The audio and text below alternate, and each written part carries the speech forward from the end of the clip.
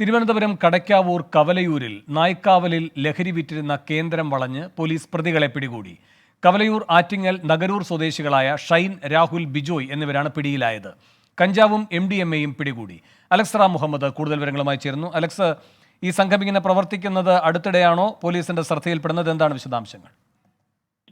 വേണു, ഈ കടയ്ക്കാവൂരിലും പരിസര പ്രദേശങ്ങളിലും ലഹരി വസ്തുക്കൾ സുലഭമായി ലഭിക്കുന്നു എന്ന പരാതി പോലീസിന് ലഭിച്ചിരുന്നു. മാത്രമല്ല, ഈ ലഹരി വസ്തുക്കളുടെ വിൽപ്പന ഈ പ്രദേശത്ത് വ്യാപകമാണ് എന്ന പരാതികളും പോലീസിന് ലഭിച്ചിരുന്നു. ഇതിനെ തുടർന്നാണ് പോലീസിന്റെ ഷാഡോ സംഘം ഇവർക്ക് വേണ്ടിയുള്ള തിരച്ചിൽ ആരംഭിച്ചതും അന്വേഷണം ആരംഭിച്ചതും. അങ്ങനെ ഇന്നലെ രാത്രി 11 മണിയോടുകൂടി ഇവർ ഈ ലഹരി മരുന്ന് വിൽപ്പന നടത്തുന്നതിനിടെയാണ് ഇവർ പോലീസിന്റെ കയ്യിൽപ്പെട്ടത്. കടയ്ക്കാവൂർ കവലയൂരിൽ ആണ് ഇവർ പോലീസിന്റെ പിടിയിലായത്. വീട് വളഞ്ഞ പ്രതികളെ സാഹസികമായി കടയ്ക്കാവൂർ പോലീസ് പിടികൂടുകയായിരുന്നു. ഇതിൽ ഏറ്റവും പ്രധാനപ്പെട്ട കാര്യം, 8 നായ്ക്കൾ ഈ വീട്ടിൽ വളർത്തുന്നുണ്ടായിരുന്നു. ഈ നായ്ക്കളുടെ കാവലിലായിരുന്നു ഇവർ ഈ ലഹരി വിൽപ്പന നടത്തിയിരുന്നത് എന്നുള്ളതാണ്. പോലീസിന് തന്നെ ഇവരെ കീഴ്പ്പെടുത്താൻ നന്നേ പ്രയാസപ്പെടേണ്ടി വന്നു എന്നുള്ളതാണ് യാഥാർത്ഥ്യം. കവലയൂർ ആറ്റിങ്ങൽ നഗരൂർ സ്വദേശികളായ 3 പേരെ പോലീസ് പിടികൂടിയിട്ടുണ്ട്. ഷൈൻ, രാഹുൽ, ബിജോയ് എന്നിവരാണ് പോലീസ് കസ്റ്റഡിയിലുള്ളത്. ഇവരുടെ അറസ്റ്റ് പോലീസ് രേഖപ്പെടുത്തിയിട്ടുണ്ട്. ഈ വീട്ടിൽ നിന്ന് മയക്കുമരുന്ന് ശേഖരവും പോലീസ് പിടികൂടിയിട്ടുണ്ട്. കഞ്ചാവും MDMA-യും അടക്കമാണ് ഇവരിൽ നിന്ന് പിടികൂടിയത്.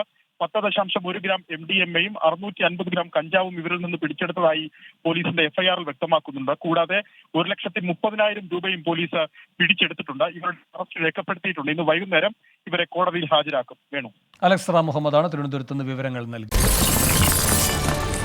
24 അഞ്ചിന്റെ വജ്രത്തിളക്കം.